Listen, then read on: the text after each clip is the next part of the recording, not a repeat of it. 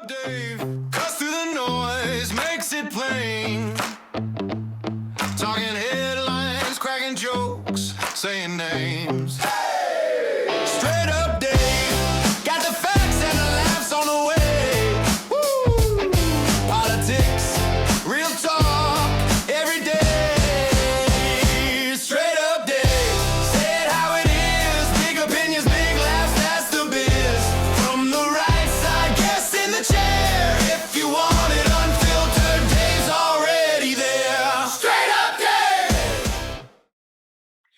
Colleen, tell us about this, which has seemed to be one of the most contentious races Tulsa County has seen. Your challenge for the district attorney's seat.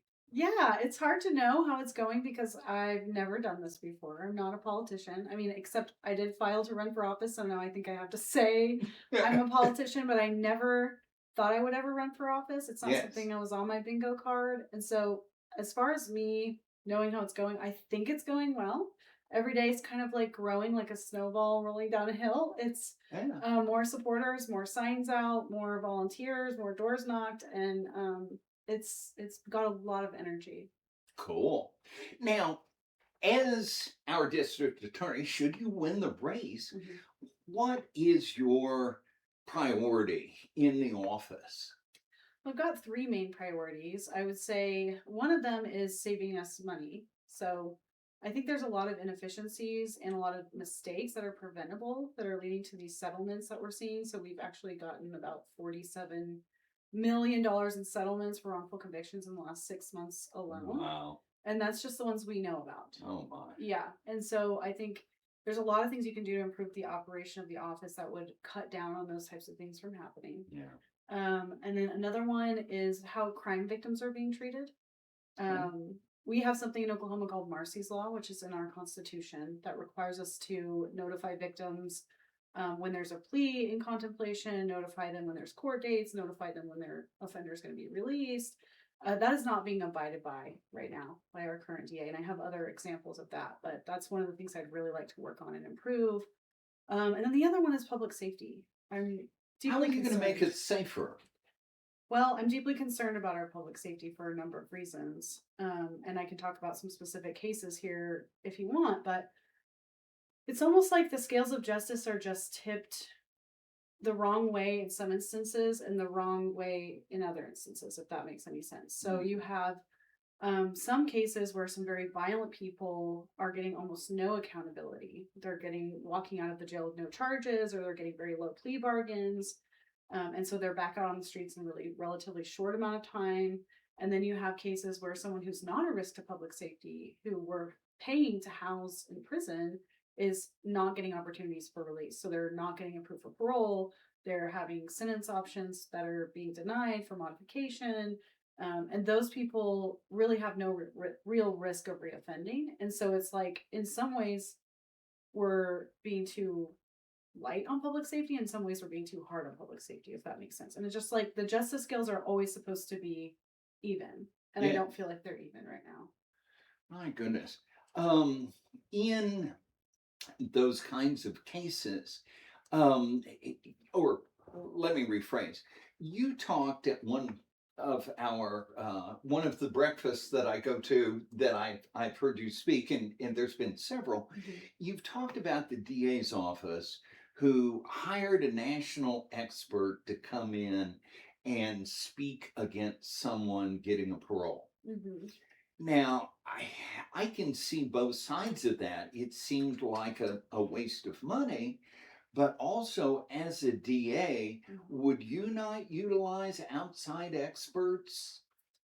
I think that's a fair question, and that's something that a lot of maybe lay people wouldn't understand why that's a big deal. So when someone is putting on a hearing or putting on a trial, there are a number of different tactics that you would take. Sometimes you're going to need an expert opinion for many different reasons. You might need someone to do a blood spatter. You might need someone to do forensics or DNA or things like that.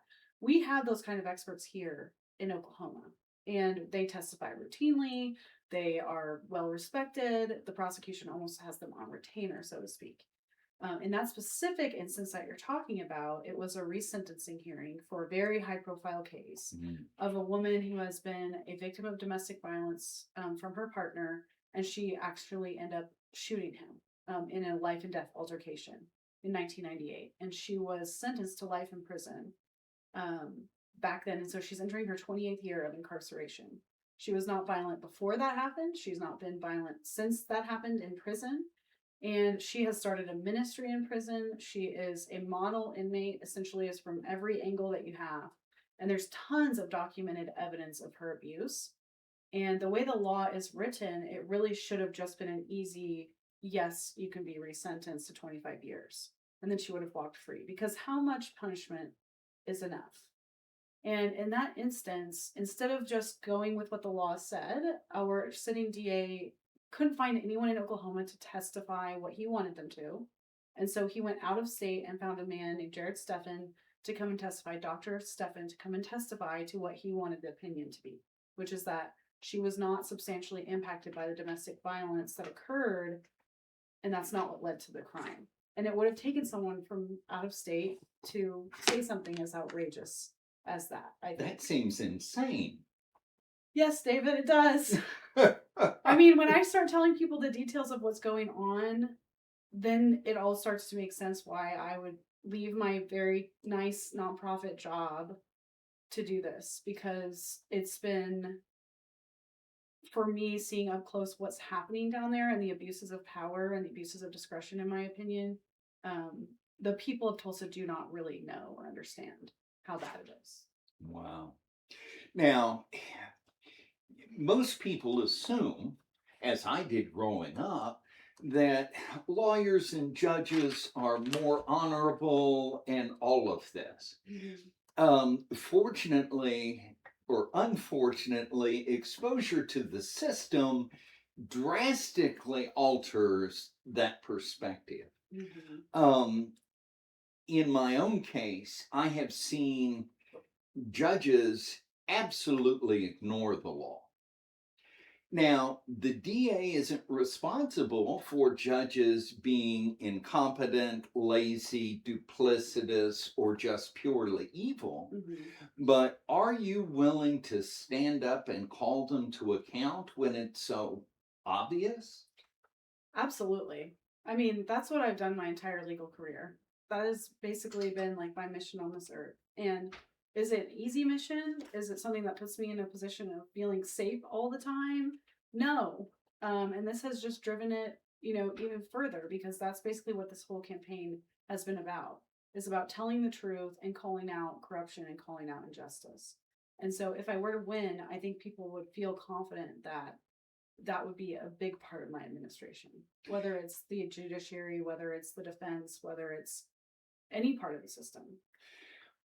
In setting up Oklahoma Appleseed, your nonprofit, now that nonprofit is directly targeted to, or not targeted, but it's established to promote victim rights and the review of cases to make sure there is justice. A couple of questions on that. That's a wonderful thing to have continue. How is it going to continue should you win this office? Sure. So I cannot campaign for a partisan race as an executive director of a 501c3. So I took a leave of absence. Okay. And I promoted a wonderful man named Brent Rowland to be our interim director. Oh, good. And he is doing a wonderful job and leading the team. And if I am elected, there will be a succession decision made about that, whether it's him or they open up a search, or I'm not sure what the board will decide to do. But it will continue going just as it is now. We set it up to last. And so the board has control of the executive, and your leave of absence is conditional, yes, that you were going to be gone until you absolutely would come back. Right. Now, is there any case that you might have to recuse yourself from as a result of that? Yes, sir. So any case that I have been on as a defense attorney, I would not be able to be on as the prosecutor. You can't have been on both sides of the Okay. case. And so all of the Survivors Act cases that I worked on Yeah. at Oklahoma Appleseed would have to be recused off of from the Tulsa County DA's office, and they would have to choose either have the AG do it or the AG would choose a different DA to prosecute those. Okay, but you would be able to do that Yes. without difficulty. In another case that I have looked at and written about, and actually I've talked to you about Mhm. that before, the Gertrude Marshall Blakey case, an unsolved homicide, 44 years old.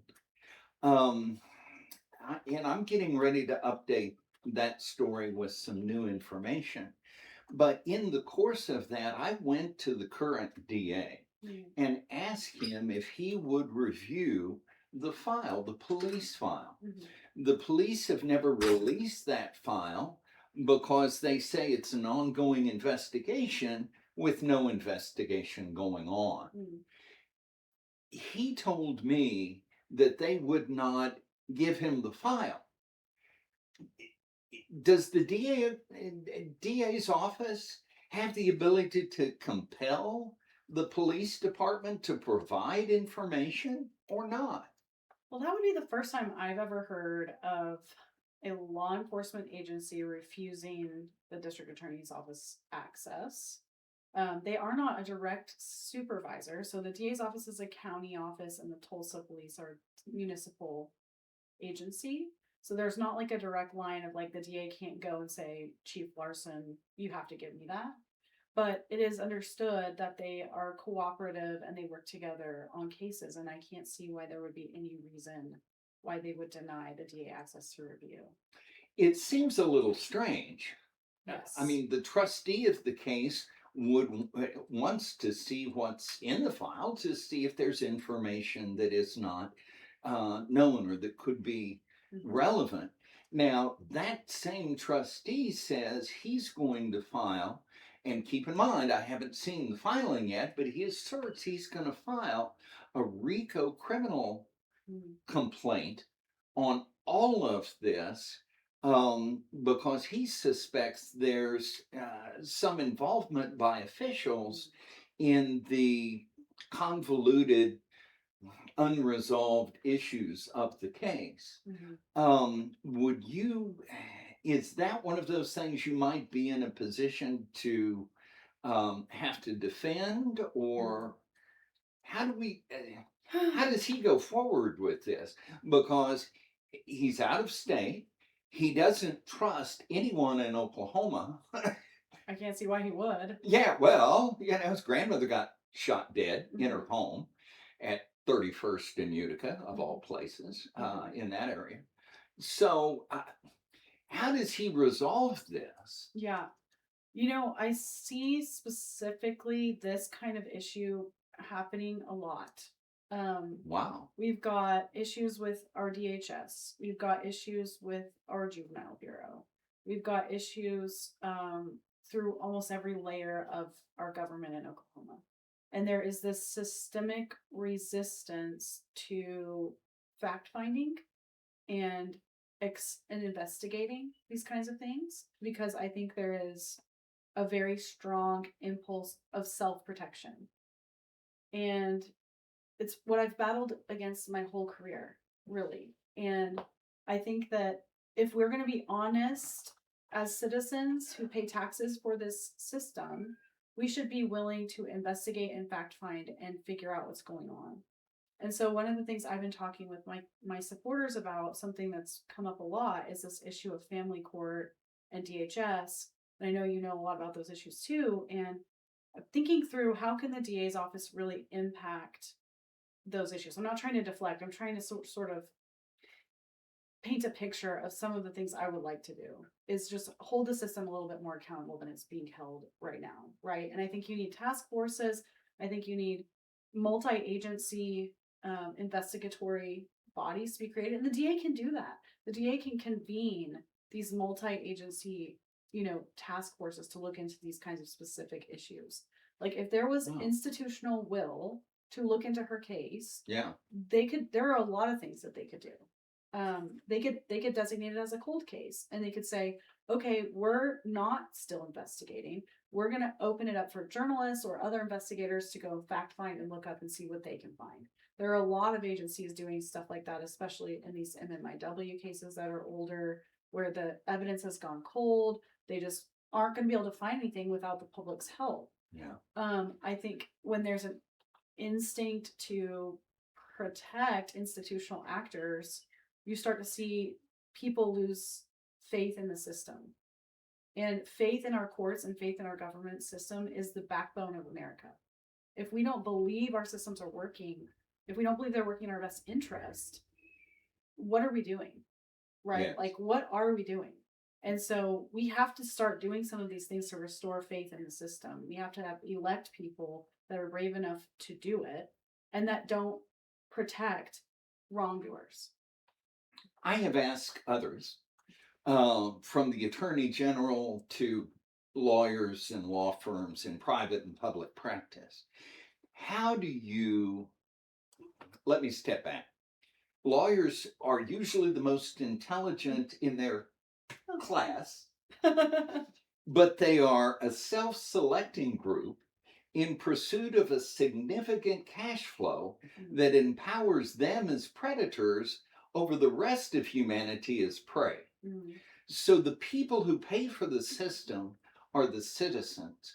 How can they independently be assured there's even a dusting of justice within the system that they pay for and is named for justice? I mean, that's a really philosophical question. I think we're supposed to be a self-policing profession as the bar. Yes. And I think anyone looking in right now in today's world, whether national or local, we can see that's probably not working. There should probably be an external layer of policing on the profession. Or an ombudsman. Yes. Or committee to review cases. Yes. That I mean, that's in some instances what the AG is supposed to do. It's in some instances what the federal government is supposed to do. But the only punishment for a lawyer who violates the legal rules or violates legal ethics is a bar complaint. And then the bar will have to investigate, and then they can either take your bar license away and you can't practice anymore, or they can censure you, or they can do like a 6-month suspension of your law license. But what we should really be doing is doing a better job on the front end of people getting their law licenses to test for these kinds of ethical issues. Now, it's my understanding in Oklahoma, unique or unusual among the states, if a lawyer criticizes a judge, they can lose their law license. Is that true? I don't think that would be enough grounds to lose your license. No, I've never seen that happen. Okay. Let's talk about some of the attacks on it. Okay. I have actually heard that you're a minion of Soros. Oh yeah, this is a good one. This leftist, whatever crazy man with sovereign level wealth, it has funded DAs in various parts of the country. And those DAs acting as advocates for the victims have actually made citizens, taxpaying citizens, more at risk. Tell me about that. Yeah, I actually had to go look into this after the attack was brought to me because I didn't know about this because I don't know what that is. So I had to go figure it out. But somebody said I was getting money from George Soros. Completely false. Didn't know who he was, honestly. Maybe I'm just in a bubble, but I didn't know who he was. And so I went and looked it up, and I figured out that back in 2016, he was giving money to liberal DAs. So they were registered. He only gives money to Democrat races, from what I understand. And he did give money to a DA in San Francisco, and he gave money to a DA in Austin. And both of those were run as progressive DAs, and they have fallen flat and fallen on their faces. And one of them was recalled. The San Francisco DA was actually recalled because he was so horrible for public safety. And that's what people are, I think, worried about, is that there's these like soft, progressive DAs that would like eliminate cash bail and let criminals run the streets and not do anything about addiction or not do anything about drug possession. And you disagree with that? Yes, I definitely disagree with that. And I would honestly say, David, that that's the situation that we have in Tulsa right now. Like, Wow. it's a lot closer to that than what I would be doing right now. Because we have people who are very violent, who are getting right back out of the jail, that are just walking right back out after getting booked because they have enough money to pay for their bond. We have people that are getting easy plea deals, like the guy who just committed that triple homicide. It was a baby inside the womb. It was 15 weeks. His girlfriend and the Uber driver all got killed. And then he stabbed 2 people trying to break into their houses. And then he was advancing on the cops when they shot him. So he's no longer with us either. So that's 4 people now dead and 2 people stabbed. He has a criminal history that goes back to 2011. Wow. He was adjudicated as a youthful offender for violent burglary. He has several gun charges, several domestic violence charges. One of them is strangulation. That was all dropped. And then in 2021, he committed a violent eluding and a firearm AFCF, which means he had a firearm in possession after having a former felony conviction. So this is someone who really loves guns, who really loves gang type stuff, who is violent towards women, who was leading the cops on a very dangerous chase.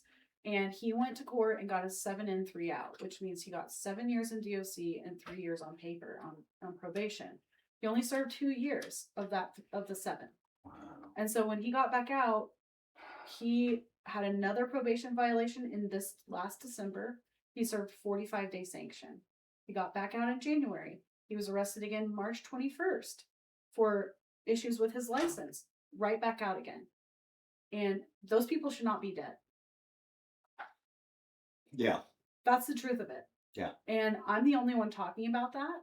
I am the only one talking about that. And when I sent a press release to the local media, they would not report on it. And the only person that has written me to say thank you for talking about that is that man, that Uber driver's son. He wrote me to say thank you for telling me the truth, because no one else has told me that he wasn't even supposed to be out. Wow, that's impactful. I can't identify with catching flack for investigating. Yep. Been a little bit there. But this race, as I understand it, is going to be resolved, or this election is going to be resolved in the primary. Mm-hmm. Now, I understand that you converted from being a Democrat. Yes. And could you talk a little bit about that? When and where, why? Yes. And how committed you are, because there is in the Republican Party a significant difference between what progressive Democrats want and what Republicans believe in. Yes. So could you talk about that as well? Absolutely. I have to go way back for that. Way back. My dad voted for Ross Perot. Okay. Okay. He is a staunch independent. Or libertarian? Libertarian, I guess. I think Ross Perot was what we used to call an independent, I guess now is kind of like a libertarian. I get so confused. I can keep track of it. But he was always like, he's been a political aficionado his whole life. And he was always like, don't pick sides. The parties are both just 2 sides of the same coin, right? Okay. And so just be an independent and make up your own mind. Don't let anybody's party, watch CNN and watch Fox. Do both. Watch all sides of everything and then make up your own mind. And so that's how he raised me, was to teach me to use my own brain and my own critical thinking to make decisions. And so when I turned 18, I registered as an independent.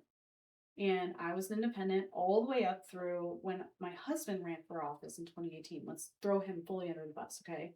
He's okay with it. We've talked about it. He's okay a nice guy. He's Now, the thought of running over him with a bus, no, we're not going to do that. So much. I'm just kidding.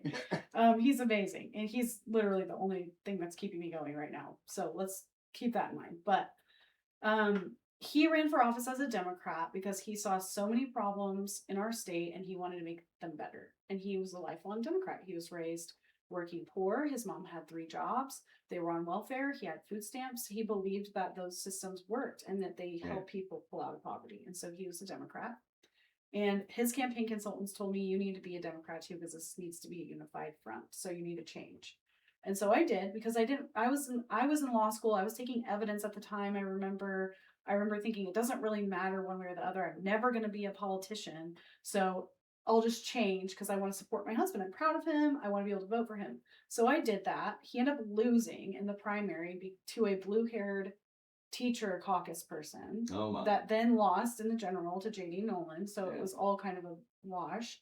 But then I didn't think about it again. I wasn't like this rah-rah hardcore Democrat.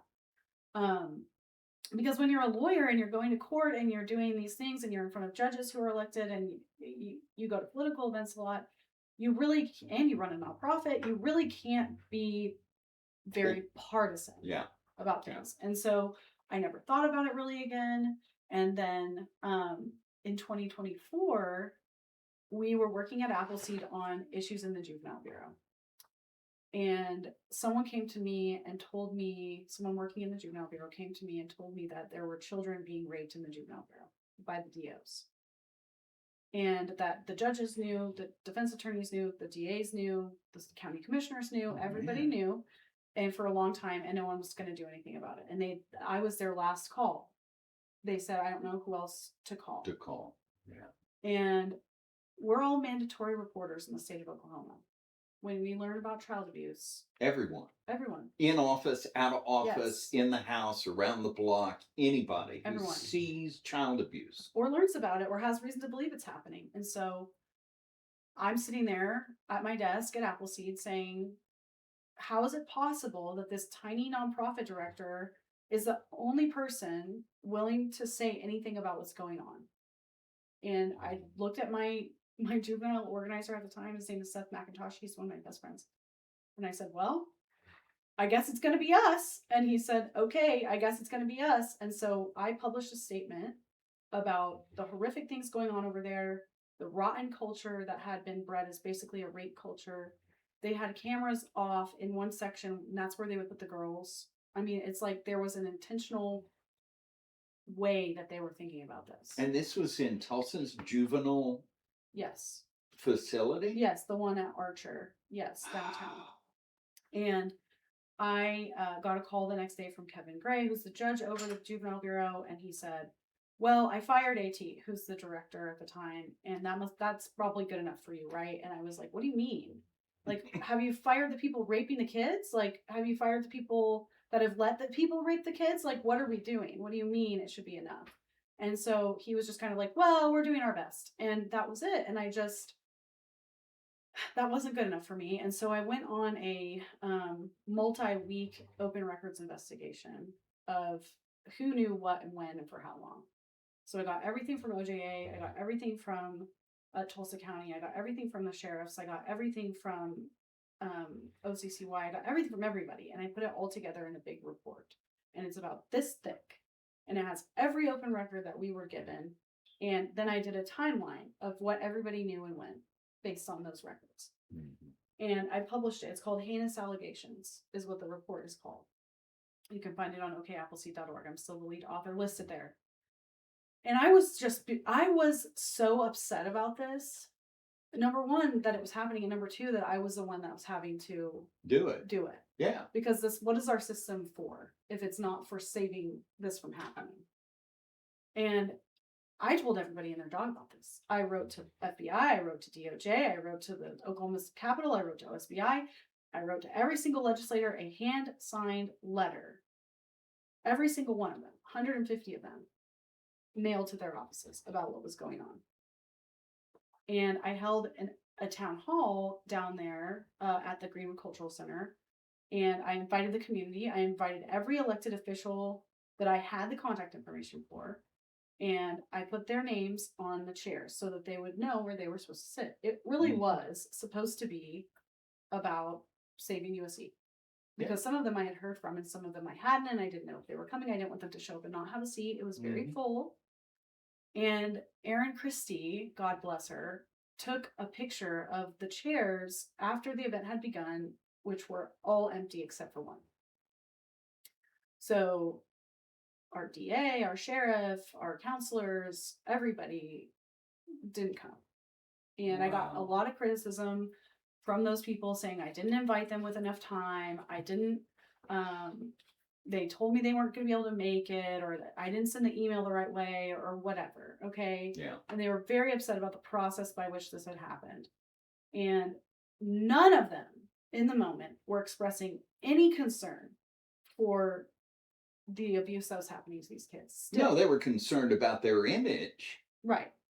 And so, about 2 days after we had that event, well, the next day, the county took over the facility. Even though they always had control of the facility, they did this big celebratory thing where they said they were taking over the facility, and they installed a new manager. Yeah. Which they always had the power to do, but they acted like this was their first time they realized they had the power to do that.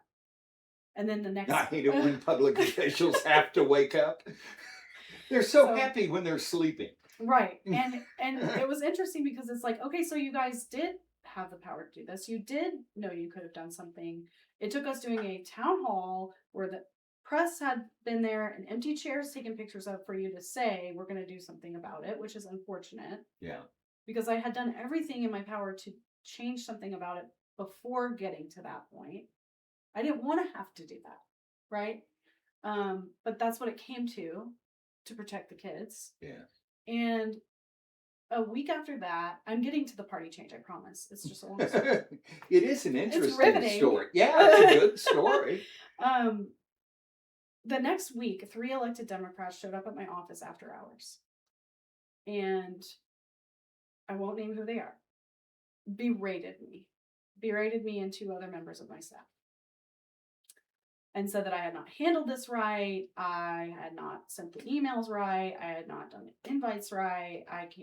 I am a fellow, this is their perception, a fellow progressive woman holding other progressive women down. And why would I do this to them? It was a primary season. Some of them were being primaried. How could I do this? And I left that meeting. I changed my party. Wow.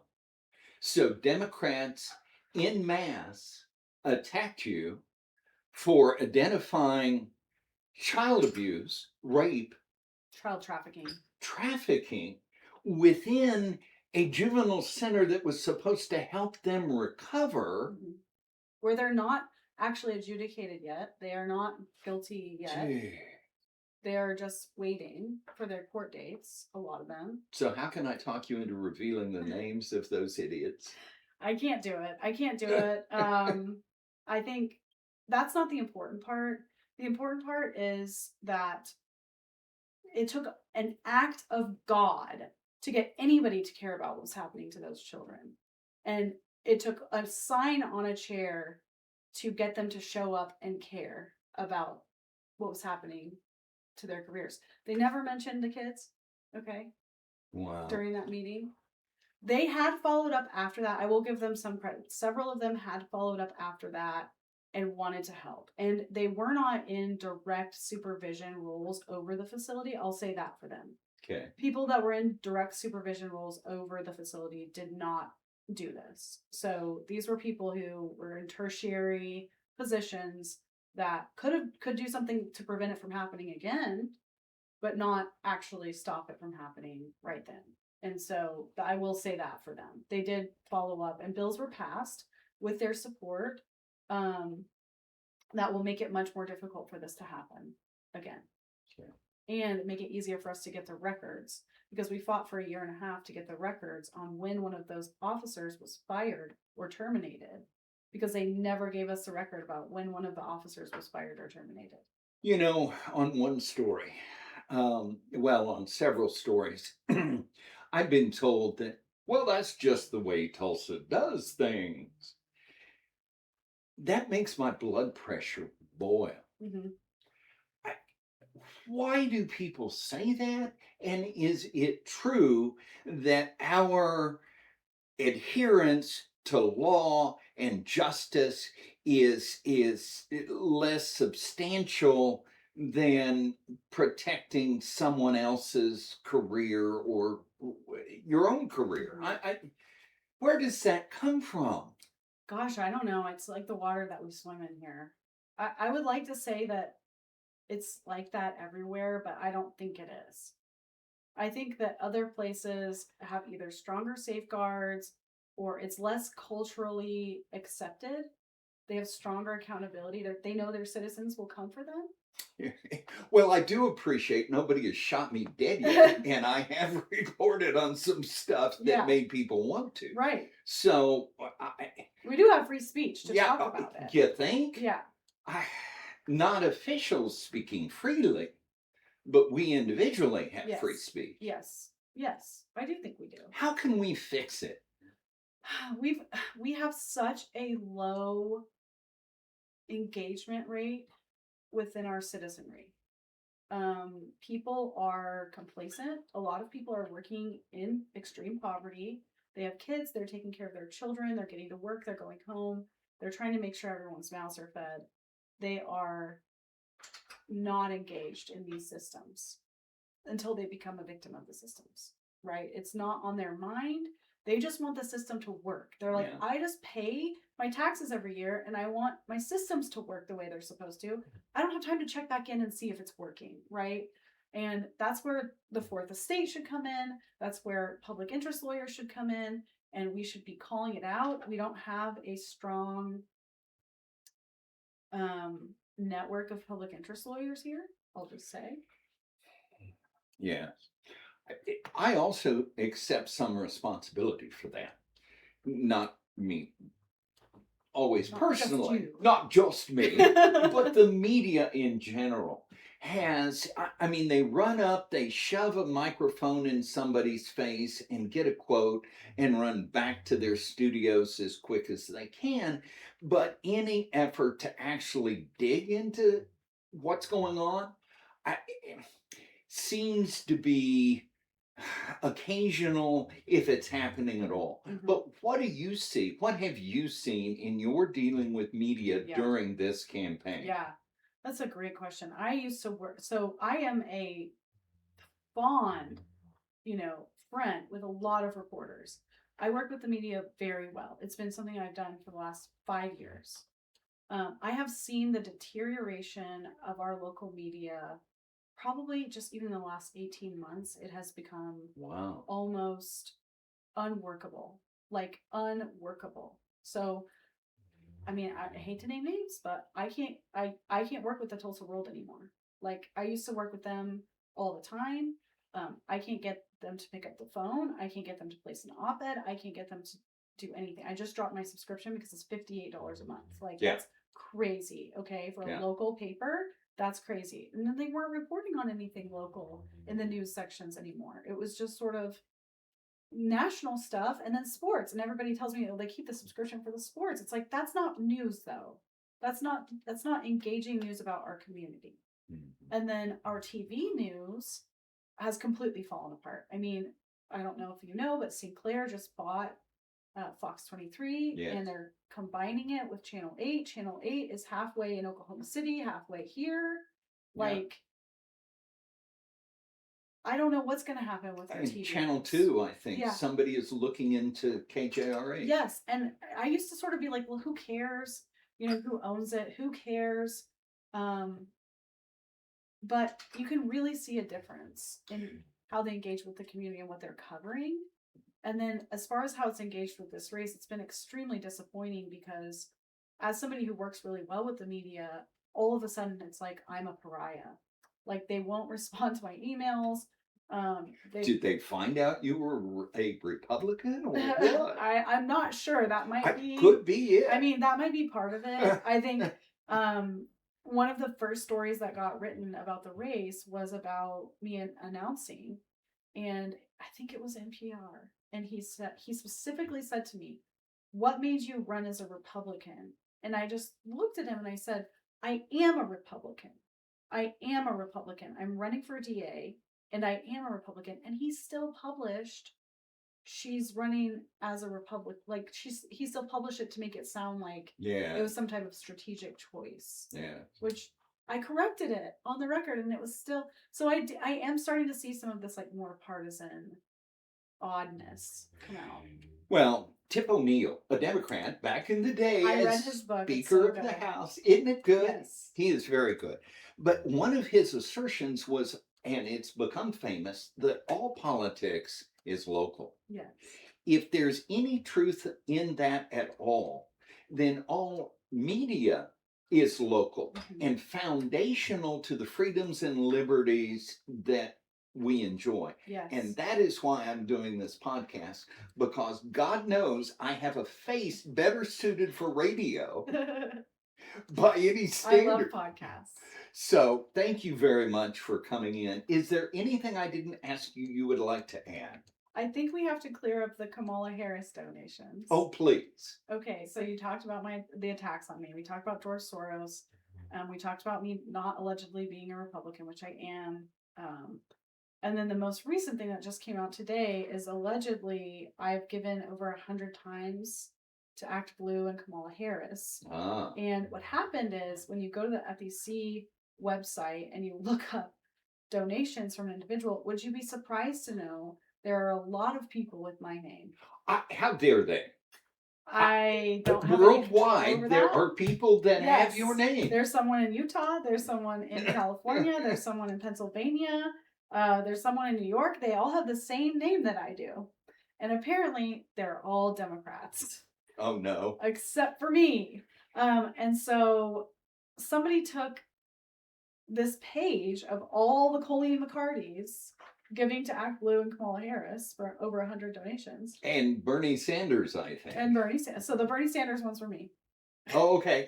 You actually made a few for Bernie? In 2016, if you remember, there was a battle for the soul of the Democratic Party. Do you remember this? That's true. Yes, I And remember that. This was before the new, AOC, Bernie, blah, blah, blah, whatever it is now.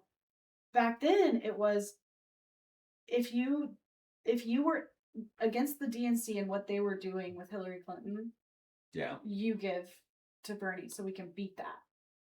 And I didn't like Hillary Clinton. I never have. And so I was like, well, we've got to stop her.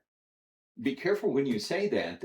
People have disappeared who disagree with Hillary. Well, gosh, hopefully that doesn't happen. I've already made everybody mad, so I'll get them all together on big assassination squad. But hopefully not. Hopefully not.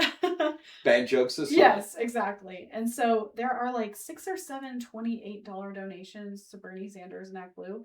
Those are mine. If you limit it to just Tulsa, you will see that. Yes. But then if you don't limit it to Tulsa, it's 100 and something donations all to Kamala Harris and Act Blue, and it's all the Colleens in all of the United States. Oh. And so they took a picture of that and they manipulated it to remove the state and the occupation. So it's just a list of Colleen McCartys going down, and then Act Blue Hillary Clinton, Act Blue Kamala Harris, all the way down. Wow. And now they're sending that around saying that I give to Kamala Harris, which is complete falsity, just complete attack falsity. I mean, people, I really hope, what I pray every morning when I wake up is that my fellow Tulsans can use their discernment and their intelligence, which I know they have, to figure out what's real. Because this election cycle is going to be crazy. You have AI, you have all kinds of weird stuff going on. This is a contentious primary. It's not the only one. There are governors fighting it out in the comments now on Facebook, I guess. Alleged people who want to be the governor fighting in Facebook comments. So it's really getting crazy. And if you do have a question about something about me, I'm very accessible. You can testify to that. Yeah. I have a number that's associated with my campaign that I answer myself, that I answer all the text messages, I answer all of the voicemails myself. If people want to know something and they're like, I saw this thing about you, is it true? You can always ask me. I will be 100% honest with you every single time. And I think it's gonna come down to that.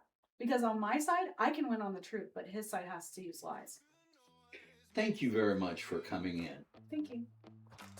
You're absolutely wonderful. Appreciate it. Thank you. Bye-bye. Bye. Straight up Dave.